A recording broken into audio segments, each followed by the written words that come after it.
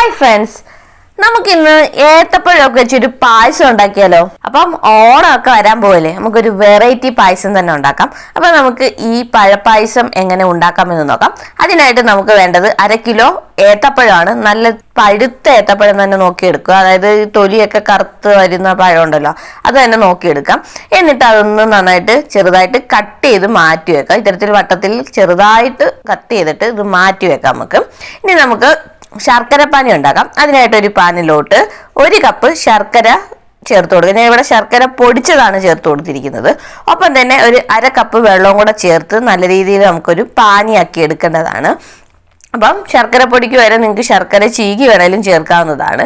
അപ്പോൾ അത്തരത്തിൽ വെള്ളം കൂടെ ഒക്കെ ചേർത്ത് നല്ല രീതിയിൽ ഒന്ന് ഇളക്കി യോജിപ്പിച്ചെടുക്കാം. അതിന് ശേഷം നമുക്ക് ശർക്കര തിളച്ച് വരുന്നവരെ ഒന്ന് വെയിറ്റ് ചെയ്യേണ്ടതാണ്. അപ്പോൾ അത്തരത്തിൽ ശർക്കര എല്ലാം തിളച്ച് വന്നതിന് ശേഷം നമുക്കിനി ഇത് കോരി മാറ്റാവുന്നതാണ്. അതുപോലെ നിങ്ങൾ എടുക്കുന്ന ശർക്കരയ്ക്കകത്ത് കല്ലും മണ്ണും ഒക്കെ ഉണ്ടെന്നുണ്ടെങ്കിൽ അത് പോകാൻ വേണ്ടി ഒന്ന് അരിച്ചു മാറ്റി വെക്കേണ്ടതാണ്. ഓക്കെ, അത് ചെയ്യാം. ഇനി നമുക്ക് പായസം ഉണ്ടാക്കാൻ തുടങ്ങാം. അതിനായിട്ട് ഒരു പാൻ എടുക്കാം. അതിലേക്ക് നമുക്ക് 2 ടേബിൾ സ്പൂൺ നെയ്യ് ഒഴിച്ചു കൊടുക്കാം. അപ്പോൾ നെയ്യ് ഒന്ന് ചൂടായി വരുമ്പോൾ നമുക്ക് അതിലേക്ക് ഒരു 1/4 കപ്പോളം അണ്ടിപ്പരിപ്പ് ചേർത്ത് കൊടുക്കാം. അപ്പോൾ ഈ അണ്ടിപ്പരിപ്പും കൂടെ ചേർത്ത് നല്ല രീതിയിലൊന്ന് റോസ്റ്റ് ചെയ്തെടുക്കേണ്ടതാണ്. അപ്പോൾ ഒരു ഗോൾഡൻ ബ്രൗൺ കളർ ആവുന്നവരെ നമുക്കിതൊന്ന് റോസ്റ്റ് ചെയ്തെടുക്കാം. അപ്പോൾ ഇത്തരത്തിൽ അതിൻ്റെ കളറൊക്കെ മാറി അണ്ടിപ്പരിപ്പ് ഒന്ന് വറുത്ത് കിട്ടിയിട്ടുണ്ട്. ഇനി നമുക്ക് ഇത് ഈ നെയ്ക്കകത്തുനിന്ന് കോരി മാറ്റാവുന്നതാണ്. എന്നിട്ട് അതേ നെയ്യിലോട്ട് തന്നെ നമുക്ക് ഒരു 2-3 ടേബിൾ സ്പൂണോളം ഉണക്കമുന്തിരി ചേർത്ത് കൊടുക്കാം. അപ്പോൾ ഉണക്കമുന്തിരിയും കൂടെ ചേർത്ത് അതും ഒന്ന് റോസ്റ്റ് ചെയ്തെടുക്കേണ്ടതാണ്. അതിങ്ങനെ ഒന്ന് പൊങ്ങി വരുന്ന രീതിയിൽ അതിൻ്റെ കളറൊക്കെ ഒന്ന് മാറി വരുന്നവരെ നമുക്ക് അതും ഒന്ന് റോസ്റ്റ് ചെയ്തെടുക്കേണ്ടതാണ്. ഓക്കെ, അപ്പോൾ ഉണക്കമുന്തിരി ഇവിടെ റെഡി ആയിട്ടുണ്ട്. ഇനി നമുക്ക് ഇതും ഈ നെയ്ക്കകത്തുനിന്ന് കോരി മാറ്റാവുന്നതാണ്. പിന്നീട് നമുക്ക് വേണ്ടത് തേങ്ങാക്കൊത്താണ്. ഞാൻ ഇവിടെ ഒരു 1/4 കപ്പോളം തേങ്ങാക്കൊത്ത് എടുത്തിട്ടുണ്ട്. അത് നമുക്ക് ഈ നെയ്ക്കകത്തിട്ടൊന്ന് വറുത്ത് എടുക്കേണ്ടതാണ്. അപ്പോൾ അതിൻ്റെ കളർ മാറി ഒരു ഗോൾഡൻ ബ്രൗൺ കളർ ആവുന്നവരെ നമുക്ക് അത് ഒന്ന് കുക്ക് ചെയ്തെടുക്കേണ്ടതാണ്. ഓക്കെ, അങ്ങനെ തേങ്ങാക്കൊത്ത് ഇവിടെ റെഡി ആയിട്ടുണ്ട്. ഇനി ഇത് നമുക്ക് കോരി മാറ്റാവുന്നതാണ്.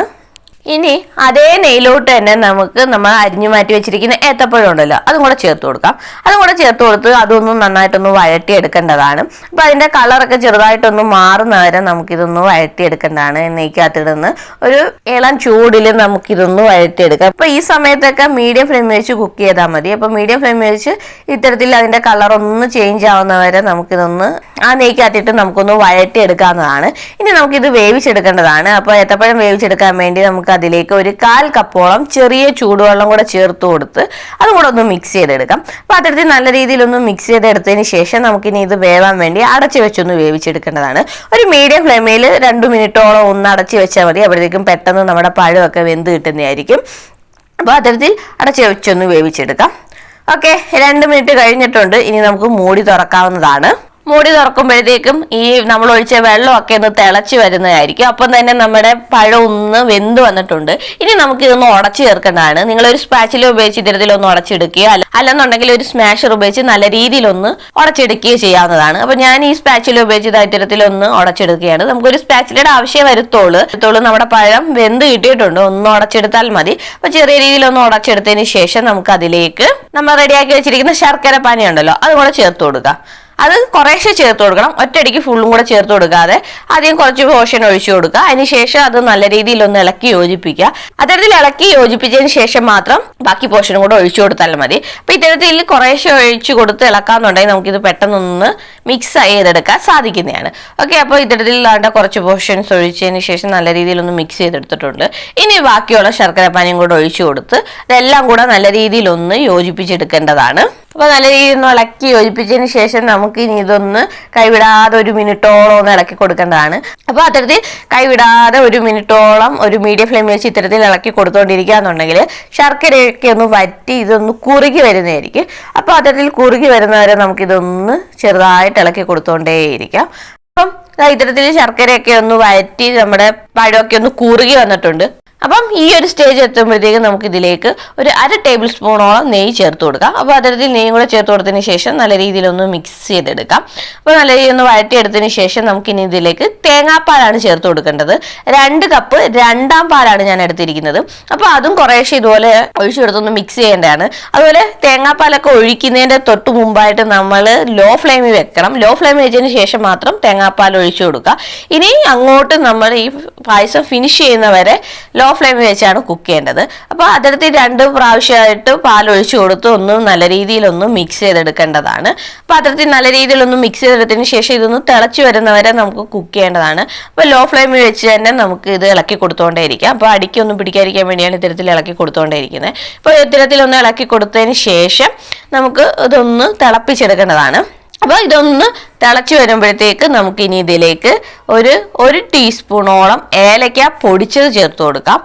ഒപ്പം തന്നെ ഒരു 1/2 ടീസ്പൂൺ ചുക്കുപൊടി ഇതും കൂടെ ചേർത്ത് കൊടുത്തതിന് ശേഷം നമുക്ക് അതും കൂടെ നല്ല രീതിയിലൊന്ന് മിക്സ് ചെയ്തെടുക്കേണ്ടതാണ്. അപ്പോൾ ഇതെല്ലാം കൂടെ നല്ല രീതിയിലൊന്ന് ഇളക്കി യോജിപ്പിച്ചതിന് ശേഷം നമുക്ക് പിന്നീട് ഇതിലേക്ക് ഒരു 1/4 കപ്പോളം മിൽക്ക് മെയ്ഡും കൂടെ ചേർത്ത് കൊടുക്കാം. മിൽക്ക് മെയ്ഡും കൂടെ ഒക്കെ ചേർത്ത് കൊടുക്കുമ്പോൾ നല്ല രീതിയിലൊന്ന് കുറുക്കി കിട്ടുന്നതായിരിക്കും. അപ്പോൾ മിൽക്ക് മെയ്ഡും കൂടെ ചേർത്ത് കൊടുത്ത് അതും ഒന്ന് ഇളക്കി യോജിപ്പിക്കേണ്ടതാണ്. അതുപോലെ മിൽക്ക് മെയ്ഡ് ചേർത്ത് കൊടുക്കുമ്പോൾ ഇളക്കി തന്നെ ചേർത്ത് കൊടുത്തോണ്ടിരിക്കുക, അല്ലാതെ ഒഴിച്ചു കൊടുത്തതിന് ശേഷം പിന്നീട് ഇളക്കാൻ നിൽക്കല്. അപ്പം മിൽക്ക് മെയ്ഡ് ഒഴിക്കുന്ന ഒപ്പം തന്നെ നമുക്കിത് ഇളക്കി കൊടുത്തുകൊണ്ടേയിരിക്കാം. അപ്പം ഒഴിക്കുകയോ ഇളക്കുകയോ എല്ലാം ഒരേ സമയത്ത് തന്നെ ചെയ്തുകൊണ്ടിരിക്കാം. ഇല്ലെന്നുണ്ടെങ്കിൽ മിൽക്ക് മെയ്ഡ് അടിക്ക് പിടിക്കാൻ ചാൻസ് ഉണ്ട്. അപ്പോൾ അത്തരത്തിൽ മിൽക്ക് മെയ്ഡും കൂടെ ഒഴിച്ച് നല്ല രീതിയിലൊന്ന് ഇളക്കി യോജിപ്പിച്ചെടുത്തതിന് ശേഷം നമുക്ക് ഇതിലേക്ക് 1-ാം പാൽ ചേർത്ത് കൊടുക്കാം. 1 കപ്പ് തേങ്ങാപ്പാലാണിത്. അപ്പോൾ 1 കപ്പ് കട്ടിയുള്ള 1-ാം പാലും കൂടെ നമുക്കിത് ഒഴിച്ചു കൊടുക്കാം. ഒഴിച്ചു കൊടുത്തതിന് ശേഷം അതും ഒന്ന് മിക്സ് ചെയ്തെടുക്കേണ്ടതാണ്. അപ്പോൾ 1-ാം പാലും കൂടെ ഒഴിച്ചു കൊടുത്ത് അതും കൂടെ നല്ല രീതിയിൽ ഒന്ന് മിക്സ് ചെയ്ത് യോജിപ്പിച്ചെടുക്കേണ്ടതാണ്. അപ്പോൾ അത്തരത്തിൽ നല്ല രീതിയിൽ ഒന്ന് യോജിച്ചെടുക്കുന്നത് വരെ നമുക്ക് ഇതൊന്ന് കുക്ക് ചെയ്തെടുത്താൽ മതി. അപ്പം നല്ല രീതിയിൽ ഒന്ന് യോജിച്ചെടുത്തതിന് ശേഷം നമുക്ക് സ്റ്റൗ ഓഫ് ചെയ്യാവുന്നതാണ്. അല്ലാതെ ഇത് തിളപ്പിക്കാൻ നിൽക്കേണ്ട, ജസ്റ്റ് ഒന്ന് ചൂടായി വന്നാൽ മതി. അപ്പോൾ അത്തരത്തിൽ ഒന്ന് ചെറുതായിട്ട് ചൂടായി വരുമ്പോൾ നമുക്ക് സ്റ്റൗ ഓഫ് ചെയ്യാവുന്നതാണ്. ഓഫ് ചെയ്തതിന് ശേഷം പിന്നീട് നമുക്ക് 1 മിനിറ്റും കൂടെ അത്തരത്തിലൊന്ന് ഇളക്കി യോജിപ്പിച്ചെടുക്കേണ്ടതാണ്. അപ്പോൾ അത്തരത്തിൽ 1 മിനിറ്റോളം നമ്മൾ സ്റ്റൗ ഓഫ് ചെയ്തതിന് ശേഷം ഒന്ന് ഇളക്കി യോജിപ്പിച്ചെടുത്തിട്ടുണ്ട്. അതിനുശേഷം നമ്മൾ നേരത്തെ വറുത്ത് കോരി മാറ്റി വെച്ചിരിക്കുന്ന നട്ട്സ് ഉണ്ടല്ലോ, അതും കൂടെ ചേർത്ത് കൊടുക്കാം. അതും കൂടെ ചേർത്ത് കൊടുത്ത് നമുക്ക് നല്ല രീതിയിൽ ഒന്നും കൂടെ ഒന്ന് ഇളക്കി യോജിപ്പിക്കേണ്ടതാണ്. അപ്പോൾ സ്റ്റൗ എല്ലാം ഓഫ് ചെയ്തതിന് ശേഷം മാത്രം നട്ട്സ് ചേർത്ത് കൊടുത്താൽ മതി.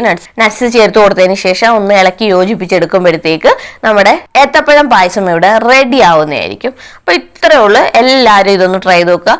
സ്ഥിരം നമ്മൾ ഓണത്തിനൊക്കെ ഉണ്ടാക്കുന്ന അടപ്രഥമനിൽ നിന്നും ബ്രഹ്മസലിയിൽ നിന്നൊക്കെ ഒരു വ്യത്യസ്തമായിട്ടൊരു പായസം ആയിക്കോട്ടെ ഈ പ്രാവശ്യത്തെ ഓണത്തിന്, അല്ലേ? എല്ലാവരും ഒന്ന് ട്രൈ ചെയ്ത് നോക്കിയിട്ട് നിങ്ങളുടെ ഫീഡ്ബാക്ക് താഴെ കമന്റ് ആയിട്ട് ഒന്ന് രേഖപ്പെടുത്തിയേക്കണേ. അപ്പോൾ ഇത്തരത്തിലുള്ള പുതിയ വീഡിയോ ആയിട്ട് നമുക്ക് വീണ്ടും കാണാം. അതുവരേക്കും ബൈ ബൈ.